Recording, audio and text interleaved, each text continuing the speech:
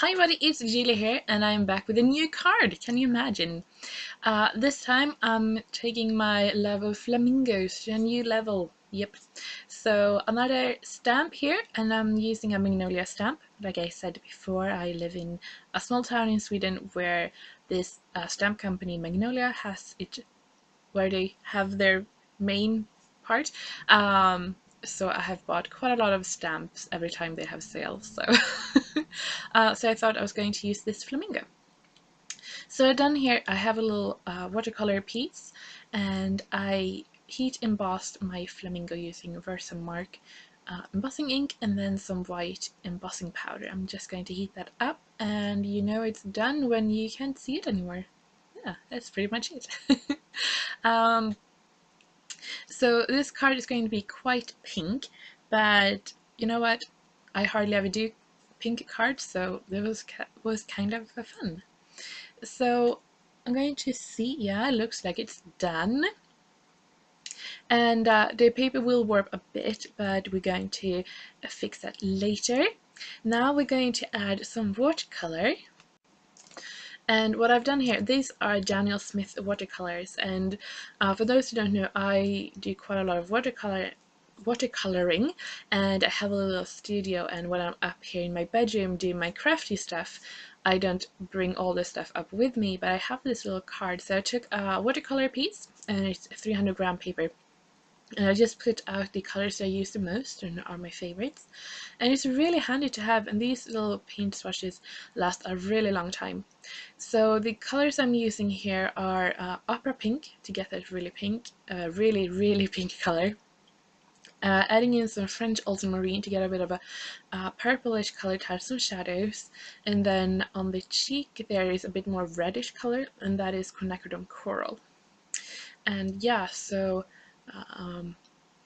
yeah.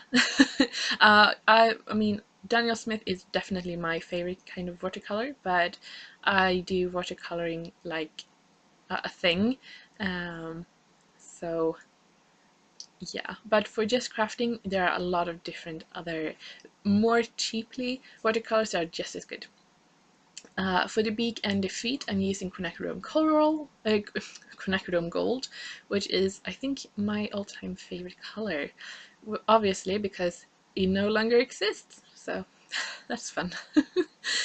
Paint gray for the eye and the beak side.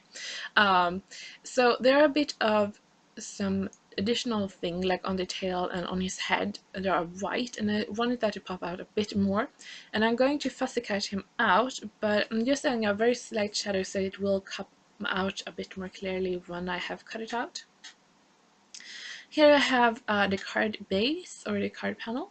So I have this sort of vanilla light pink color. I'm going to add some paper on the bottom and then a circle for the flamingo to be on. And I'm using red line tape, it's super strong.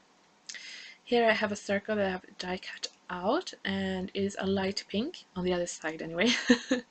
I'm going to fix that. So that will be like the center to focus on the flamingo. Going to be there, and then because it's not enough with one flamingo, I'm going to add this pattern paper, and this pattern paper is from Crate Paper 6x6 pad in the Oasis collection. So I'm just going to cut off the rest of the paper, and I really like that paper, it is so fun. So this card was inspired by Jennifer McGuire. She made a really fun little shaker card, not the one with the sequence, but with the actual shaking. So I'm going to die cut a hole here using a circle. So I'm just pulling out that, and my die cut machine is voila, right here. So I'm just going to sandwich these together so I get that in the right place. Bad camera angle, and it goes through, and then it's done. So in here, the plan anyway is for the flamingo to be on a circle inside and then attached to it so that it will sort of shake around. Like I said, that's the plan anyway. yeah, I haven't done a lot of cards lately, so when it comes to these sort of more technical cards, it's really, really fun to challenge, to see like if you can actually do it. So, like I said before, I'm fussy cutting him out, leaving a bit of a white border, and it's a bit wobbly or unstraight because it is watercolored, but once it's on the card, it's fine. Just going to make a bit of a marking there. It's going to be where I'm going to attach the flamingo. Now, I think it's better to have like a circle adhesive, like a circle foam dot or a button or something. But I didn't have that, so I just took a small foam dot. And now I'm going to attach it to the actual card base, and I'm using some foam here to do that, and this foam tape is really cheap and really bad.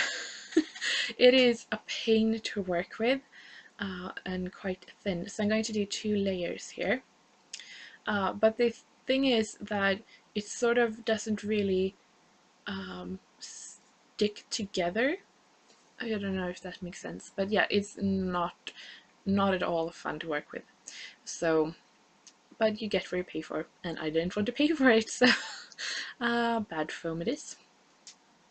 So that is attached now. So now I'm just going to put it onto the card base, and I have a black card base here that I'm going to stick it on.